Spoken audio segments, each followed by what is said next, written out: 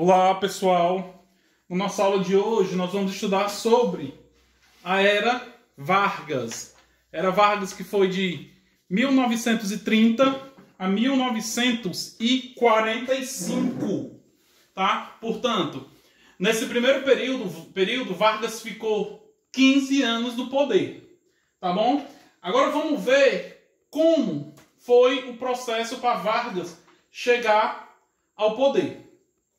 Tudo começou com o fim da política do café com leite, que a gente já estudou, né? Professor, não lembro qual a política café com leite. Foi um período onde o Partido Paulista e o Partido Mineiro dividiam a presidência da República. Ora, um presidente era paulista, representante do Partido Paulista. Ora, o presidente era um representante do Partido Mineiro, tá? As divergências começaram a partir das eleições de 1930, porque, segundo o acordo, o presidente Washington Luiz tinha que apoiar para presidente um representante do Partido Mineiro, o Partido de Minas, mas não. O que foi que ele fez? Ele apoiou Júlio Prestes, que também era do Partido Paulista, à presidência. Aí, o que é que acontece? O Partido Mineiro, né, se juntou com os partidos do Rio Grande do Sul e de João Pessoa, da Paraíba, e lançaram a chapa contra Júlio Prestes. Lançaram Getúlio Vargas para presidente e João Pessoa como vice-presidente, para tentar derrotar a chapa de Washington Luiz, que Washington Luiz fez, que era quem? Júlio Prestes como presidente. Mas o que é que acontece? As eleições ocorreram e o processo eleitoral teve a vitória de Júlio Prestes, o candidato de Washington Luiz. Quer dizer, Getúlio Vargas foi derrotado. Ah, professor, então como foi que ele chegou ao poder em 1930? Vamos estudar, já. Tá? Mas vamos ver lá, ó. O que é que acontece? No mesmo ano, acontece o assassinato do candidato a vice-presidente de Getúlio Vargas. Quem? O mesmo João Pessoa, que no período era governador da Paraíba.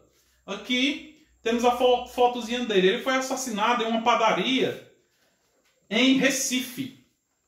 Tá? E o que é que acontece?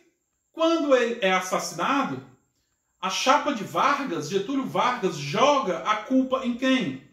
Em Washington Luiz. E acusa o Washington Luiz de estar por trás da morte de João Pessoa.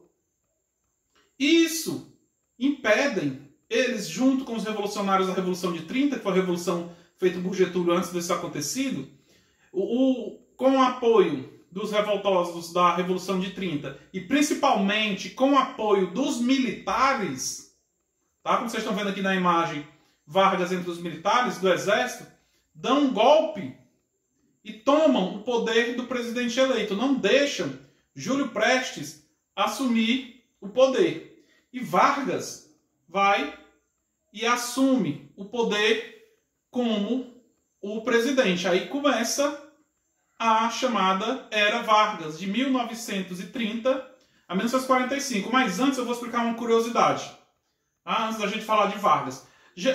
Esse aqui, João Pessoa, que era o candidato a vice-presidente de Vargas, não foi morto por amando de Washington Luiz.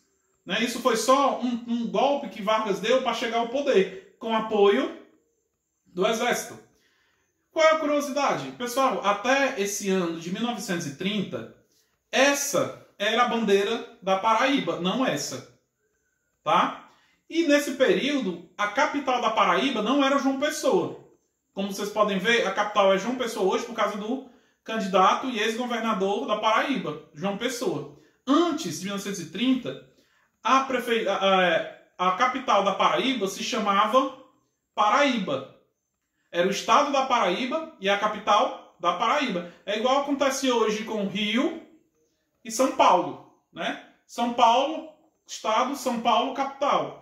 Rio, estado, Rio, capital. Então era a mesma coisa na Paraíba. Aí a partir de 1930, depois da morte do governador João Pessoa, então candidato a vice-presidente da chapa de Vargas, muda-se a bandeira com o nome, botou a bandeira preto e vermelho com o nome Nego, e a capital deixou de se chamar Paraíba e passou a se chamar João Pessoa.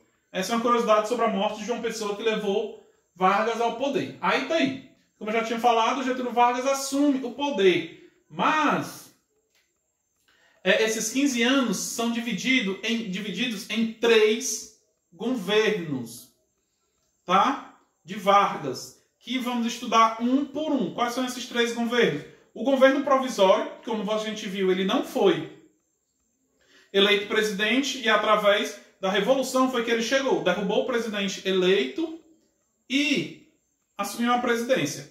Aí, a partir de 1934, nós vamos estudar hoje ainda, tem a nova República, que é a República Constitucional, onde Vargas é eleito indiretamente.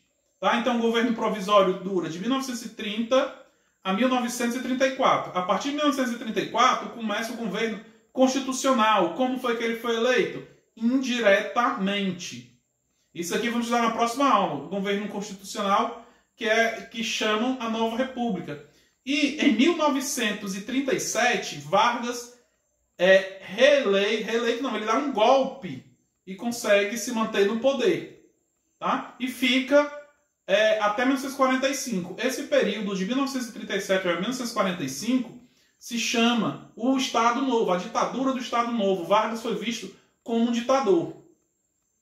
Nesse período, Vargas criou as leis trabalhistas. Nesse período, Vargas botou o Brasil na Segunda Guerra Mundial ao lado dos Estados Unidos e assim sucessivamente. Aí, em 1945, começa a democratização do Brasil, ou a redemocratização. Volta a eleições normais. Se vocês olharem aqui, ó, durante esses 15 anos, em nenhum momento, Vargas foi eleito pelo voto direto. Tá? Mas vamos estudar hoje o governo provisório de Vargas, que foi até 1934. Quando Vargas assumiu, ele, como eu falei, ele teve apoio dos militares. Só dos militares, professor? Não, ele teve apoio de outros setores, principalmente as camadas médias e a burguesia. Mas quem formava a burguesia desse período?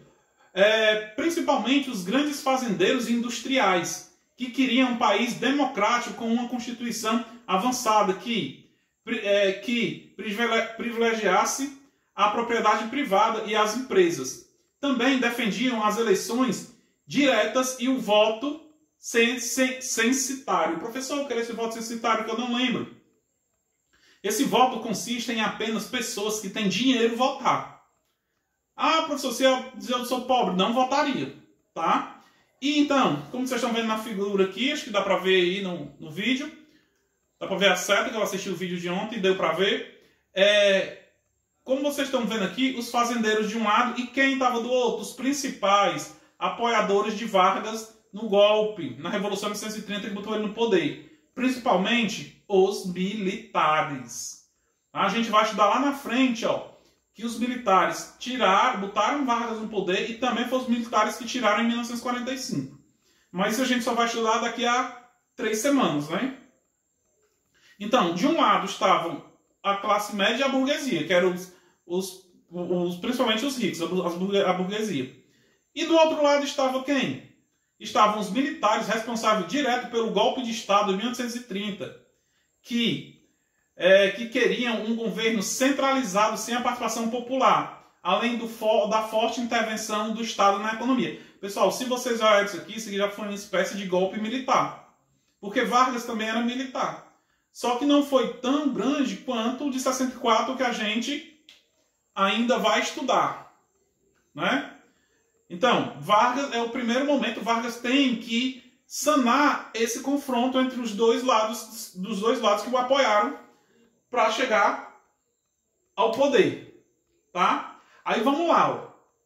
Vargas, como tinha o apoio dos militares, ele passou a governar como um presidente absolutista. O que é o presidente absolutista? É como a gente viu ano passado, lá no 8º ano, quando estudou sobre absolutismo.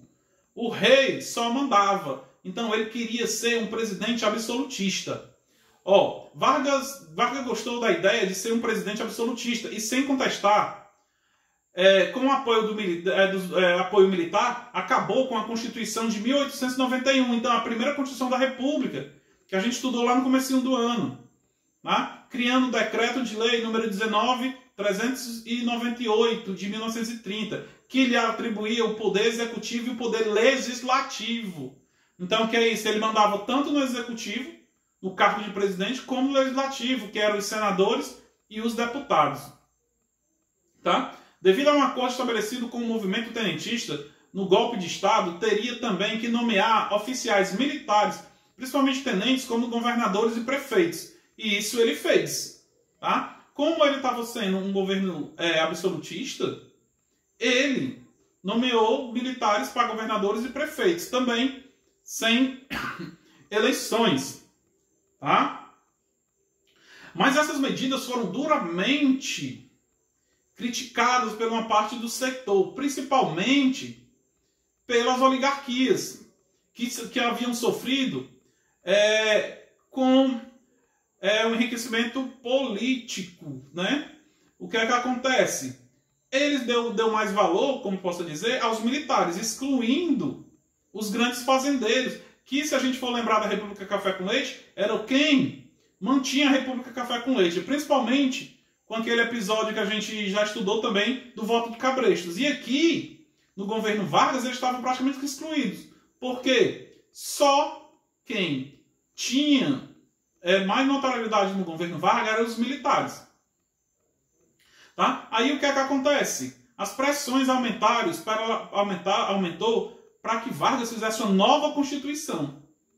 Tá? E em 1932, Vargas anunciou a eleição para a Assembleia Constituinte. Pessoal, o que é a Assembleia Constituinte? É uma Assembleia mesmo, que são eleitos pessoas, deputados, especialistas, para elaborar uma nova Constituição. Por isso que chama Assembleia Constituinte. São aquelas pessoas que vão elaborar a Constituição. Tá? Mas aconteceu nesse período o movimento constitucionalista de 1932 contra Getúlio Vargas. Por quê? Por causa dessas medidas, né, autoritárias que ele tomou. E esse movimento constitucionalista de 1932 exigia uma nova Constituição. Tá? Vou ler o que é que tem aí no livro de vocês. O movimento constitucionalista de 1932. Era evidente que a crise vivida no governo provisório de Vargas contribuiu para que os movimentos contrários à centralização e à militarização do poder buscassem massificar ideias de eleições democráticas, bem como a elaboração de uma Constituição republicana que garantisse a liberdade e a proteção à propriedade privada com bens liberais e econômicos. Então, esse movimento lutava contra essa militarização da presidência e principalmente com a centralização do poder nas mãos de Getúlio Vargas. Porque ele tinha cassado a Assembleia, não tinha mais as Assembleias, não tinha mais a Câmara dos Deputados, era só ele que mandava tanto no Executivo como no Legislativo. E o que é que acontece? A elite e setores médios das sociedades, liderados por fazendeiros industriais burgueses, passaram a pressionar por uma Constituição para elaborar uma nova Constituinte. Né? Esse movimento recebeu o nome de Movimento Constitucionalista de 1932. Tá? Que foram os principais motivos. Os principais motivos geraram pressões pelo fim do governo provisório. Então, muitos queriam o fim do governo Vargas. Tá? E o que é que qual foram os motivos que levaram a essa Constituição? Ou a esse movimento constitucionalista que exigia uma nova Constituição? Primeiro, a crise gerada pelo crack da Bolsa de Nova York, de 1929, que a gente já estudou, que quebrou Nova York e quebrou todos os países capitalistas. Né? Quem era capitalista quebrou. Tá? E outro motivo foi o Partido Paulista, que havia acordado com Getúlio Vargas que, para apoiá-lo, receberia em troca o governo do estado de São Paulo. O que é que acontece? Isso aqui é uma coisa que eu vou explicar bem detalhadamente. Essa disputa aí com o Partido Paulista, porque o que é que acontece? Eu expliquei agora há pouco que Vargas nomeou os governadores e os prefeitos, botando quem? Os militares. Mas o Partido Paulista esperava que ele nomeasse para governar São Paulo um paulista, um representante do Partido Democrático Paulista. E o que foi que ele fez? Ele botou uma pessoa de outro estado. E os paulistas também não gostaram. E foram, literalmente, pegar em armas contra o governo provisório. Teve uma guerra, professor, quase que uma guerra, mas foi confronto armado. Que Vargas teve que partir para cima. Né? Vendo essas pressões, o que foi que Vargas fez? Vargas convocou as eleições para Constituinte, para formar uma nova Constituição. Mas os seus opositores passaram a acusar de que fraudaria esse processo eleitoral para eleger a maioria dos deputados e senadores ligados à sua força. Então, ele começou a pensar em fazer as eleições para deputado e para senadores. Mas os próprios paulistas já desconfiavam, já que ele não tinha cumprido os acordos, né? E o que foi que fizeram? Dessa forma, várias passeatas e protestos foram organizados contra o governo de Getúlio Vargas, sendo um dos mais marcantes em 23 de maio de 1932, que até hoje é feriado em São Paulo, né? Que acabou ocasionando a morte de 4 jovens estudantes de direito, né? Chamados Martins, Miragaia, Drauzio e Camargo. Então, esses 3 estudantes foram mortos no confronto contra as tropas de Getúlio Vargas. Né? Esse episódio deu origem a um movimento financiado pelos setores médios da sociedade, que se chamou MMDC, sigla formada pelas iniciais dos nomes dos 4 estudantes mortos em confronto com a polícia. Entretanto, sem apoio, os paulistas acabaram derrotados no dia 9 de julho, pondo fim ao movimento constitucionalista de 1932. Pessoal, esse movimento constitucionalista de 1932 é comemorado até hoje em São Paulo. Tanto é que tem até o feriado. Porque mesmo... Ah, professor, mas eles não conseguiram nada. Conseguiram foi morrer. Não, pessoal. Mas esse movimento constitucionalista de 32, eles conseguiram pelo menos o objetivo. O que era uma nova Constituição para o Brasil. Tá? Vargas fez uma nova Constituição. É o que a gente vai ver agora. A Constituição de 1934. Mas antes da Constituição, ele fez o Código Eleitoral. Porque até então não tinha assim, a participação de todo mundo nas eleições. Tá? Então o Código Eleitoral, ele teve essas 2 principais cláusulas. Ó.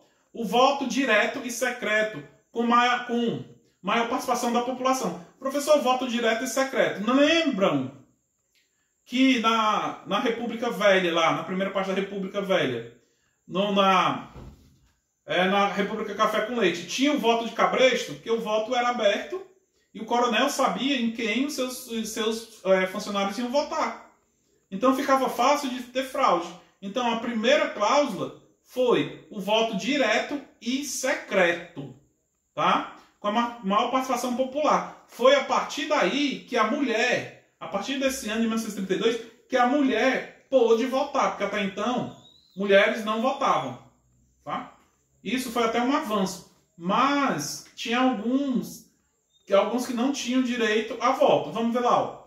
O que dizia essa cláusula? Qualquer brasileiro maior de 21 anos, homem ou mulher, poderia votar. Estavam excluídos os analfabetos, os mendigos, padres e soldados. Essa situação resultou em um grande avanço para as mulheres, que até então não tinham o direito de votar e escolher seus representantes. Mas ainda não havia chegado ao voto universal. Quando se fala o voto universal, pessoal, é o voto para todo mundo, que nem é hoje. Hoje todo mundo vota, analfabeto, mendigo, padre, todo mundo vota. Tá? Então, só vinha chegar ao voto universal tempos depois. Tá? E outra, quem era que ia fazer o processo eleitoral? Então, Vargas criou, para conduzir e fiscalizar o processo eleitoral, foi criado a Justiça Eleitoral, que está aí, existe até hoje, tá? Que é responsável por elaborar e fazer as eleições. Como seria?